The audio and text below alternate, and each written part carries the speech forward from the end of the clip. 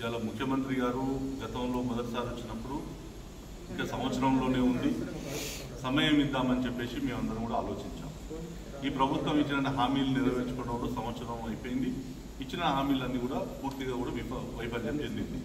అంటే నేను ఏమంటుంటే అనేక హామీలు ఇచ్చారు, వాటిని ఈ ప్రభుత్వం నెరవేర్చలేదు. లక్ష్మీదేవిపల్లి రిజర్వాయర్కి సంబంధించి మాత్రం మేము ఒకటే అడుగుతా ఉన్నాం. మేము తప్పకుండా ఏదైతే మా యొక్క టీఆర్ఎస్ మా యొక్క ఎంపీ యొక్క అవసరం ఏదైతే ఉంటే, ప్రభుత్వ పరంగా ఏదైనా అవసరం ఉంటే మేము తప్పకుండా దాన్ని మా వైపు నుంచి సహకారం చేస్తాం. ఒకటి. రెండోది, మేము ఈరోజు కూడా మాట్లాడుతున్నాం. మేము ఫస్ట్ టైం వచ్చినప్పుడు దీని మీద ఎక్కువ ఒత్తిడి చేయలేదు. ఎందుకు మాట్లాడుతున్నామంటే ఈ ప్రభుత్వం వచ్చిన తర్వాత ప్రాజెక్టు మీద సవరణలు చేసింది. ప్రాజెక్టు మీద బడ్జెట్ను అలొకేషన్ మార్చింది.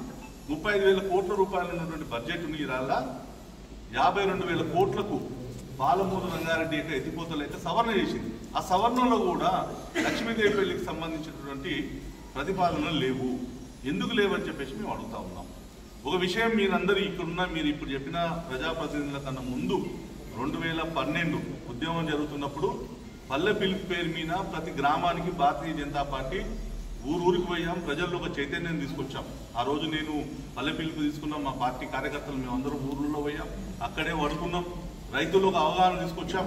మీరు భూములు అమ్ముకోకండి, పోరాటం చేద్దాం, నీళ్లు తెచ్చుకుందామని చెప్పాం.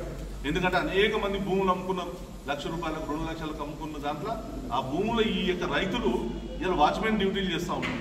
ఎందుకు జరిగింది? వాస్తవంగా ఈ పేరు మీద ఎవరైతే ఇలా ప్రజాప్రతినిధులైనో వాళ్ళందరూ కూడా ఆత్మపరిశీలన చేసుకోవాలి. వాస్తవంగా లక్ష్మీదేవిపల్లి రిజర్వాయర్ పేరు మీద ఇలా మీరు అన్నట్టుగా అందరు ప్రజాప్రతినిధులయ్యారు.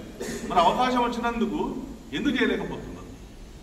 ఇది తప్పకుండా వాళ్ళు ఆత్మపరిశీలన చేసుకొని రేపు నేను అదే అంటున్నా, ఒకవేళ శంకర్ గారికి ఎమ్మెల్యే గారికి అడగడానికి ధైర్యం జరుపుకోకపోతే మాకు అవకాశం ఇప్పియండి, మేము వచ్చి మాట్లాడతాం, ముఖ్యమంత్రితో మేము వచ్చి మాట్లాడతాం. ఒకవేళ రేపటి తర్వాత ప్రభుత్వం ప్రకటన రాలేదనుకో, ఎస్ భారతీయ జనతా పార్టీ దీని మీద కార్యాచరణ తీసుకుంటుంది. అందరి గ్రామాల్లో రైతులను కలుపుకుంటాం.